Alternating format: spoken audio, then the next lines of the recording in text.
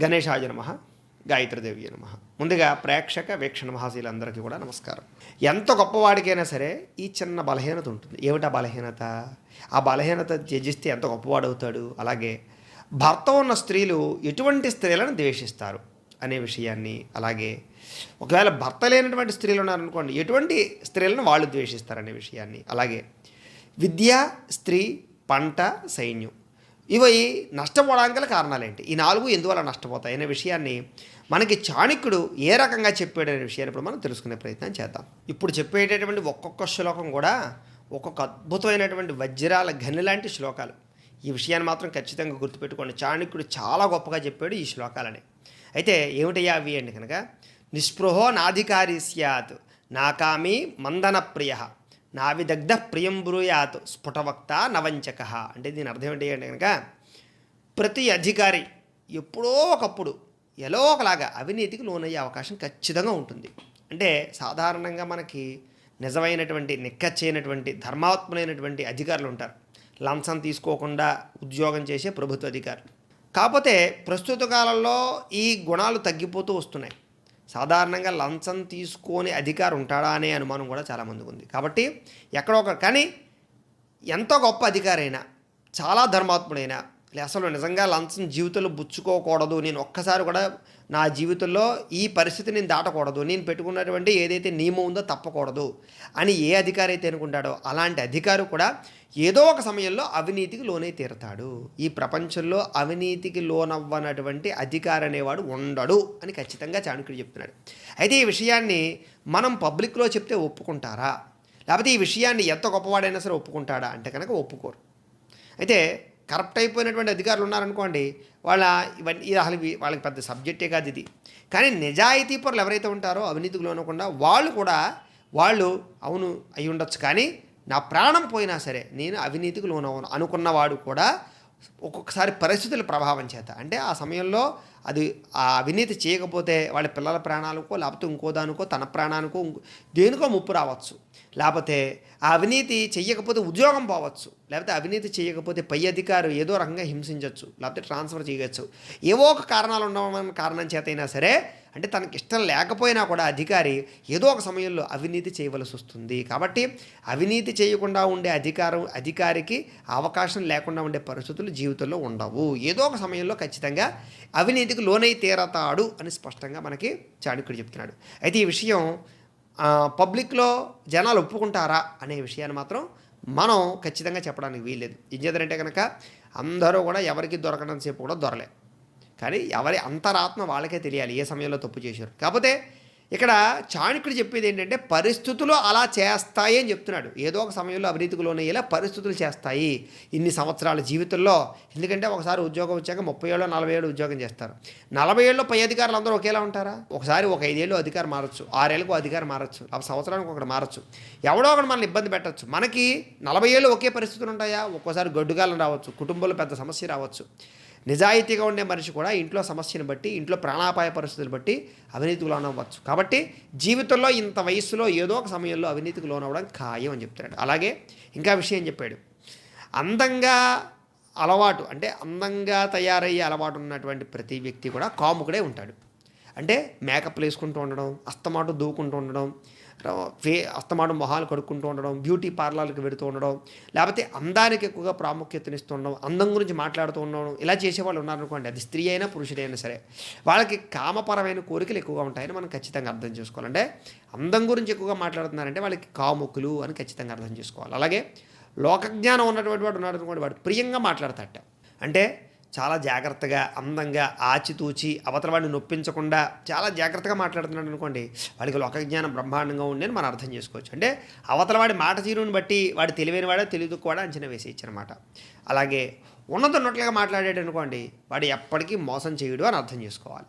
కొంతమంది ఉంటారు ముక్కుసూటిగా మాట్లాడుతూ ఉంటారు, చూడడానికి వాళ్ళు మనకు కోపంగా కనిపిస్తారు, లేదా వీడేటర్ బాబు ఇలా మాట్లాడుతున్నారు అనుకుంటాం, కానీ వాళ్ళని ఎప్పుడు నమ్మచ్చుట. ఉన్నదొన్నట్టుగా మొహం మీద మాట్లాడేవాడు ఉన్నాడు అనుకోండి, వాడు సాధారణంగా మోసం చేయడానికి ఇష్టపడ్డాడు. కారణం ఏమిటి అంటే కనుక వాడిలో ఒక నిజాయితీ ఉన్న కారణం చేతే వాడు లౌక్యంగా మాట్లాడకుండా, వాడు ప్రియంగా మాట్లాడకుండా, మొహమాటలు లేకుండా ఉన్నట్టుగా మాట్లాడుతున్నాడు. అవతల వాళ్ళు ఏమనుకుంటారనే విషయం వాడికి అక్కర్లేదు, మనం నిజం మాట్లాడామా లేదా అనే విషయమే కావాలి. కాబట్టి అంటే ఎవరెవరిని అలా అర్థం చేసుకోవాలంటే కనుక ప్రభుత్వ అధికారి ఏదో ఒక సమయంలో అవినీతిలోని తీరతాడు అనే విషయం చెప్తున్నాడు. అందం గురించి ఎక్కువగా ప్రాముఖ్యతను ఇచ్చేవాడికి కామం ఎక్కువ ఉంటుందని చెప్తున్నాడు. అలాగే అతిగా ప్రియంగా సౌమ్యంగా సాఫ్ట్గా ఓ పొగిడేస్తూ ఓ అవతల వాళ్ళని ఏదో ఎత్తేస్తూ లేకపోతే రకరకాల బిరుదులు చెప్పేస్తూ లేకపోతే నీ అంతట వాళ్ళు ఏడని పొగిడేస్తున్నాడు అనుకోండి, వాడికి లోక జ్ఞానం బాగా ఉందని అర్థం చేసుకోవాలట. అలాగే ముక్కుసూటిగా మాట్లాడేవాడు మోసం చేయడం అర్థం చేసుకోవాలట. అంటే ఎవరి మనిషిని ఎలా అర్థం చేసుకోవాలి ఇక్కడ మనకి చాణక్యుడు ఎంత అద్భుతంగా చెప్పాడు చూడండి. దీనికన్నా గొప్ప శ్లోకం చెప్పాడు. ఏమిటి అంటే కనుక మూర్ఖానాం పండిత ద్వేష్య అధనానాం మహాధనా వారాంగనా కులస్త్రీణాం శుభగానాం చతుర్భగా. అంటే ఎవరెవరిని ద్వేషిస్తారు. జీవితంలో మనకి కొంతమంది పడరు. ఎవరెవరికి పడరు అంటే కనుక మూర్ఖులు పండితులను ద్వేషిస్తారు. మూర్ఖులు అంటే ఎవరు అంటే కనుక పండితులు ఒప్పుకోరు. వాడు పండితులు ఇది మంచిరా, ఇది చెయ్యరా, ఇది ఇలా ఉండరా, ఇది కరెక్ట్ కాదురా, ఇది ధర్మం కాదురా అని చెప్తారు. మూర్ఖులుగా నచ్చవు. ఎందుకంటే వాళ్ళు అనుకున్నదే వాళ్ళు చేయాలనుకుంటారు. ఎదుటివాడే మాట వినకుండా ఉండేవాడి పేరే మూర్ఖుడు అని అర్థం కదా. అంచేత పండితులు ఇప్పుడు చెప్పడానికి ప్రయత్నం చేస్తారు మంచి, అది వినడానికి వీళ్ళకి ఇష్టం ఉండదు. కాబట్టి మూర్ఖులకి పండితులు అంటే నచ్చరు. అలాగే దరిద్రులకి భాగ్యవంతులు అంటే నచ్చరు. దరిద్రులు అంటే ఎవరు అంటే కనుక బాగా లేనివాళ్ళు, ఐశ్వర్యం లేనివారు, లేదా కొంచెం అప్పుల పాలైపోయిన వారు, డబ్బు లేని వాళ్ళు ఉన్నారనుకోండి, వీళ్ళు ఎప్పుడూ కూడా ధనవంతుల మీదే పడి ఏడుస్తుంటారు. వాడు చూడరా బ్రహ్మాండం కారేసి తిరుగుతున్నాడు, వాడికి ఎట్రబోల్ బిల్డింగ్లు కట్టాడు, వాడికి ఎట్రబోల్ ఫ్యాక్టరీ కట్టాడు. సో ఇప్పటికీ చూడండి, మనం సాధారణంగా ఏ ముఖేష్ అంబానీలనో వాళ్ళనో లేకపోతే లక్ష్మీ మెట్టలనో లేకపోతే టాటా వాళ్ళనో ఎవరో ఒకళ్ళని మనం ద్వేషిస్తూనే ఉంటాం. వాడిని చూసి ఈర్ష్యతో మనం బాగా ఇదవుతుంటాం. కారణం ఏంటంటే మనకన్నా ఐశ్వర్యవంతుడు ఎవడైతే ఉన్నాడో వాడిని చూసి ద్వేషించడం అనేటటువంటిది మనిషి యొక్క సహజ లక్షణం. దరిద్రుడు భాగ్యవంతుడిని చూసి ఎప్పుడు ఏడుస్తూనే ఉంటాడట, ఎప్పుడు ద్వేషిస్తూనే ఉంటాడట. ఎందుకంటే వీడికిలా వాడు లేడు కాబట్టి, వాడు మనకన్నా గొప్పగా ఉన్నాడు కాబట్టి. ఈ లక్షణాలు సహజ సిద్ధంగా మనుషులకు ఉంటాయి అని చెప్తున్నాడు. కాబట్టి మనకన్నా డబ్బు లేని వాళ్ళు ఉంటే మనల్ని ద్వేషిస్తారు, మనం మనకన్నా డబ్బుని వాళ్ళని ద్వేషిస్తూ ఉంటాం. ఇది మనిషి యొక్క లక్షణం. అలాగే వ్యభిచారులు పతివ్రతలను ద్వేషిస్తారట. వ్యభిచారులు వాళ్ళు పతివ్రతలు అంటే ఇష్టం ఉండరు. వాళ్ళు జాగ్రత్తగా మడిగట్టుకుని భర్తే దైవంగా కొలిచి వాళ్ళు జాగ్రత్తగా పాతివ్రత్య నియమాలతో ఉంటారు. వాళ్ళకి వీళ్ళు అంతే నచ్చరు. వ్యభిచారులకి ఏంటంటే వాళ్ళకి ఒకటా కాదు, అందరూ మొగుళ్ళే, అందరూ భర్తలే. ఎక్కువ మంది భర్తలు కలిగితే దాని పేరే వ్యభిచారి. ఒక్కడిని మాత్రమే భర్తగా భావించేటటువంటిది పతివ్రత అవుతుంది. కాబట్టి వాళ్ళకి ఆ లక్షణాలు ఉండవు. కాబట్టి వాళ్ళు పతివ్రతలను చూసి ద్వేషిస్తారు, వాళ్ళకి నచ్చరు పతివ్రతలు. అలాగే విధవలు భర్త ఉన్న స్త్రీలను ద్వేషిస్తారు. అంటే కనుక వైధవ్యం వచ్చింది, భర్త పోయాడు, అటువంటి స్త్రీలు ఉన్నారనుకోండి, భర్త ఉన్న స్త్రీలను చూసి వాళ్ళకి కుళ్ళు కాస్త ఈర్ష్య ద్వేషాలు సహజ సిద్ధంగానే ఉంటాయట. వాళ్ళని ద్వేషిస్తూ ఉంటారట. అంటే అంతర్లీనంగా పైకి నవ్వుతూ మాట్లాడినా, పైకి సరదాగా ఉంటూ ఉన్నా కూడా లోపల తెలియనటువంటి ఒక భావం, నాకు లేనిది వీళ్ళకు ఉందే అనేటటువంటి ఒక భావన వీళ్ళకు ఉంటుంది. అంటే మనుషుల యొక్క లక్షణాలు ఆలోచనలు ఎలా ఉంటాయి అనే విషయాన్ని ఇక్కడ మనకి చాణక్యుడు చెప్తున్నాడు. అలాగే ఇంకా అద్భుతమైనటువంటి శ్లోకం, ఆలస్యోపహతా విద్య పరహస్తగత స్త్రియ అల్పబీజం హతం క్షేత్రం హత సైన్యం మనాయకం. ఇది విద్యార్థులు బాగా తెలుసుకోవాలి, విద్యార్థులకి తల్లిదండ్రులు చెప్పాలి. ఏమిటయ్యా అంటే కనుక ఆలస్యం చేయడం వల్ల విద్య ఖచ్చితంగా రాదు, విద్య పోతుంది, విద్య నాశనం అయిపోతుంది, చదువు పాడైపోతుంది అని. ఆలస్యోపహతా విద్య, విద్యకి ఆలస్యమే చాలా ప్రమాదకరం. ఆలస్యానికి ఇంకొక అర్థం సోమరతనం, బద్ధకం అని కూడా వస్తుంది. తర్వాత చదువుదాంలే, సాయంత్రం చదువుదాంలే, రేపు చదువుదాంలే, ఇవాళ చాలాసేపు చదివేశాం కదా ఇంకా ఆపేద్దాంలే. ఇవన్నీ కూడా చదువును పాడు చేయడానికి పెద్ద విషయాలు. కాబట్టి ఆలస్యం, బద్ధకం, సోమరతనం ఇవి చదువు దగ్గర అసలు పనిచేయవు. అవి ఉంటే అసలు చదువు రానే రాదు అని అర్థం.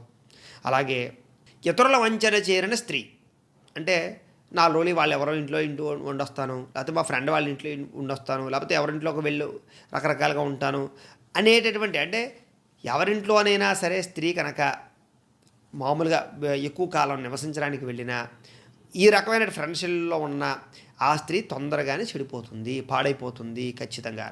అలాగే తక్కువ విత్తనాలు జల్లడం వల్ల పంట నష్టపోతుంది. విత్తనాలు ఉన్నాయనుకోండి శుభ్రంగా జల్లాలి. విత్తనాల దగ్గర కకృతి ఎందుకు? విత్తనాలు కకృతిగా జల్లామనుకోండి అది ఎంత పంట విశేషంగా పండదు, పంట నష్టపోతుంది. చేత విత్తనాల విషయంలో ఎక్కడ కూడా మనం అంటే ఈ జల్లితే అయిపోతాయేమో అనేటటువంటి రీతిలో చల్లకూడదు, కకృతి పడకూడదు. విత్తనాలు చల్లేటప్పుడు విత్తనాలు విశేషంగా చల్లాలి. అలాగే సైన్యాధిపతి లేనటువంటి సైన్యం కూడా నష్టపోతుంది. అంటే కనుక సైన్యానికి ఒక అధిపతి ఉండాలి. ఎవడో లేకుండా సైన్యం పోరాడే అంటే వాళ్ళు ఎలా పోరాడతారో తెలియదు, ఏం చేస్తారో తెలియదు, ఎప్పుడు వెనక్కి వచ్చేస్తారో తెలియదు. ఇద్దరు చనిపోయారంటే ఆ మిగతా వాళ్ళందరూ పరిగెట్టుకుని భయంతో వెనక్కి వచ్చేస్తారు. అదే సైన్యాధిపతి ఉన్నాడంటే ధైర్యాన్ని చెప్తాడు, ఒకవేళ ఏదైనా తేడా వస్తే ప్లాన్లు మారుస్తాడు, నైపుణ్యాన్ని ప్రదర్శిస్తాడు, ధైర్యాన్ని చెప్తాడు, మోటివేషన్ చేస్తాడు, ఉత్తేజపరుస్తాడు, యుద్ధం నగ్గేలా చేస్తాడు. కాబట్టి ఆలస్యం చేయడం వల్ల బద్ధకం వల్ల విద్య పాడవుతుంది, ఇతరుల చెంతన చేరితే స్త్రీ పాడవుతుంది. ఎవరినైనా చూడండి, ఇప్పుడు డేటింగ్లో వెళ్తున్నారు స్త్రీలు, ఎవరింటికో పడుకోవడానికో, లేకపోతే కనుక ఒకరితో కాపురం చేయడానికో, లేకపోతే ఒకరితో స్నేహం చేయడానికో, 2-3 నెలల పాటు ఒక అబ్బాయి ఒక అమ్మాయి కలిపి ఒక ఇంట్లో ఉండడం అనమాట. ఒక 6 నెలల నుండి తర్వాత అర్థం చేసుకుని వివాహం చేసుకోవడం అంటే డేటింగ్ అంటారు దాన్ని. ఈ సాంప్రదాయం పాశ్చాత్య సంస్కృతి మధ్య భారతదేశంలోకి వచ్చింది. అంటే దీనివల్ల ఎవరు పాడవుతున్నారు అంటే కనుక అవతల వాడు ఏం చేస్తాడు, బాగానే ఉంటుంది, వివాహం కానంతసేపు బాగానే ఉంటుంది. తర్వాత వాళ్ళ అమ్మా నాన్న సంబంధం చూసి ఈలోపు ఈ 4-5 నెలలు కాపురం చేసిన తర్వాత ఈవిడ మీద కొంచెం మోజు తగ్గుతుంది. ఎప్పుడైతే మోజు తగ్గిందో, కొత్త అమ్మాయి వచ్చిందో, ఈ అమ్మాయి కన్నా అమ్మాయి బాగుందనుకోండి, తల్లిదండ్రులు చూసిన సంబంధం నాకు నప్పట్లేదని చెప్పేసి పక్కపోతాడు. అప్పుడు ఎవరి జీవితం పాడవుతుంది, అమ్మాయి జీవితం పాడవుతుంది కదా. అంచేత ఇతరుల వంచన చేరిన స్త్రీ అంటే దీని అర్థం డేటింగ్లకు దూరంగా ఉండమని. అలాగే తక్కువ విత్తనాలు చల్లడం వల్ల పంట పాడవుతుందని, సైన్యానికి అధ్యక్షుడు లేకపోతే సైన్యం పాడవుతుంది అని ఎంత గొప్పగా చెప్పాడు చూడండి. అలాగే అభ్యాసాత్ ధార్యతే విద్య కులం శీలేన ధార్యతే గుణేన జ్ఞాయతేత్వార్య కోపోనేత్రేణ గమ్యతే. అంటే దీని అర్థం ఏంటంటే కనుక విద్య ఎప్పుడు వస్తుంది అంటే కనుక నిరంతరం అభ్యాసం చేయడం వల్ల విద్య వస్తుంది. సాధారణంగా ఒకడు ఏకసంతాగ్రహే ఉంటాడు, ఒకసారి చదివితే వాడికి చదువు వచ్చేస్తుంది. ఒకడు 10 సార్లు చదివితే వస్తుంది, ఒకడు 10 సార్లు చదివినా రాదండి. అప్పుడు 20 సార్లు, 30 సార్లు, 50 సార్లు, 100 సార్లు చదివితే వస్తుంది. అంటే ఎక్కువ సార్లు ప్రయత్నం చేయాలేమో తప్ప చదువు రాకపోవడం అనేది ఎవరికి ఉండదు. ఒకటి మందబుద్ధి ఉంటుంది, ఒకడు బ్రహ్మాండమైనటువంటి ఏకసంతాగ్రహత్వం ఉంటుంది, విశేషమైనటువంటి జ్ఞాపకశక్తి, ఐక్యూ లెవెల్ ఉంటాయి. కానీ వీడికి మొట్టమొదటిసారి తక్కువ కష్టపడితే వచ్చింది, అవతల వాడికి ఎక్కువ కష్టపడితే వస్తుంది, కానీ రావడం ఖాయం. అంచేత నాకు చదువు రాదండి, నేను ఎంత చదువుకున్నాను, నేను పరీక్షలో పాస్ అవనండి అనే మాట ఎవరూ మాట్లాడడానికి వీల్లేదు. కాబట్టి కొంచెం ఎక్కువ కష్టపడాలంతే. ఇలా ఒక 5 నెలలో 6 నెలలో సంవత్సరం కష్టపడితే నువ్వు కూడా ఏకసంతరగ్రహి లెవెల్లోకి వెళ్ళిపోతావు. అంటే చదువు బాగా గుర్తుంటుంది, ఒక్కసారి చదివిన వెంటనే గుర్తుపెట్టుకోవడం అనేటటువంటిది మన బ్రెయిన్కి అలవాటు అవుతుంది. అభ్యాసం కూసి విద్య. ఏదైనా సరే సాధన చేసి కొద్దిగా సులువు అవుతుంది. చేత ఏమిటి అంటే కనుక చదువు అనేటటువంటి విషయంలో చదవగా విద్య వంట పట్టి తీరుతుంది, చదువు సులువు అవుతుంది, చదువుకున్నది గుర్తుంటుంది, అనుమానం ఏమీ లేదు. అంచేత ఎప్పుడూ కూడా ఎడ్యుకేటెడ్గానే ఉంటాడు. నెంబర్ 1 ర్యాంకులో ఉన్నాడు, ఎప్పుడు నెంబర్ 1 ర్యాంకులోనే ఉంటాడు. కారణం ఏంటంటే వాళ్ళకి చదువు అనేటటువంటిది సులువు అయిపోయింది కాబట్టి చదవని స్టూడెంట్ లాగా ఉంటాడు. కానీ వాడికి రాదు అనుకుంటాడు. కాబట్టి శ్రమ ఎక్కువ పడాలి. వాడు గంట చదివితే నువ్వు 4 గంటలు చదవాలి తప్ప చదువు రాదు అనడానికి లేవీ లేదు. ప్రతి మనిషికి చదువు వస్తుంది, ప్రతి మనిషికి జ్ఞాపకశక్తి ఉంటుంది, ప్రతి మనిషి కూడా కావాలి అనుకుంటే కనుక ప్రతి ర్యాంకు నెంబర్ 1 ర్యాంకులో సాధించగలుగుతాడు. కాబట్టి కొంచెం కష్టపడాలంతే అవతల వాడికన్నా. అలాగే నిరంతరం అభ్యాసం చేయడం వల్ల ఏ విద్య అయినా వస్తుంది. అది సంగీతం అవ్వచ్చు, మంత్రాలు అవ్వచ్చు, శాస్త్రాలు అవ్వచ్చు, లేకపోతే పురాణం అవ్వచ్చు, లేకపోతే జ్యోతిష్యం అవ్వచ్చు, సైన్స్ అవ్వచ్చు, లేకపోతే లెక్కలు అవ్వచ్చు, లేకపోతే వైద్య వృత్తి అవ్వచ్చు, ఏ విద్య అయినా సరే వస్తుంది అని. అలాగే కులం అనేటటువంటిది శీలం అనేటటువంటిది అదో ఒక రకమైనటువంటి బ్రహ్మాండమైనటువంటి అంటే జీవితంలో కొన్ని తెలుసుకోవాల్సినటువంటి విషయాలు ఉంటాయి. అంటే సాధారణంగా మనకి బ్రాహ్మణ కులం, లేకపోతే వైశ్య కులం, ఇలా కొన్ని కులాలు ఉన్నాయి మనకి. ఈ కులం దేనివల్ల వస్తుంది అంటే కనుక శీలం వల్ల కులం వస్తుంది అని. అంటే మనలో ఉండేటటువంటి శీలగుణం, మంచి గుణం, మనలో ఉండేటటువంటి లక్షణాలు, ఈ లక్షణాల వల్లే మన కులం అనేటటువంటిది ఆపాదించబడుతుంది అని. ఒకడు ఉంటాడండి, వాడు రోజు చక్కగా మంచి పంచిలాంటిది కట్టుకుని, పంచి కండువా కట్టుకుని, నామాలు బొట్లు పెట్టుకుని రోజు గుడికి వెళ్ళి రకరకాల స్తోత్రాలు పారాయణలు అవి చేస్తూ ఉంటాడు.